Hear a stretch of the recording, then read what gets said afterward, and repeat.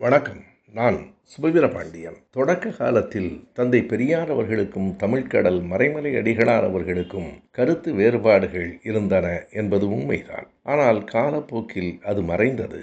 அடிகளார் தன்னுடைய இறுதி நாள்களில் பெரியாரை போற்றியும் பாராட்டியும் எழுதியிருக்கிறார். குறிப்பாக 1948 டிசம்பர் மாதம் 5 அவர் எழுதியிருக்கிற குறிப்பு இப்படி சொல்கிறது: பெரியார் ஈவே ராமசாமி அவர்கள் எழுதவும் பேசவும் தொடங்கிய காலம் தொட்டு ஆரிய சேர்க்கையால் தமிழ் மொழிக்கும் தமிழர் கோட்பாட்டிற்கும் தமிழரது வாழ்க்கைக்கும் நேர்ந்த குறைபாட்டை தமிழர் உணர்வாராயினர்.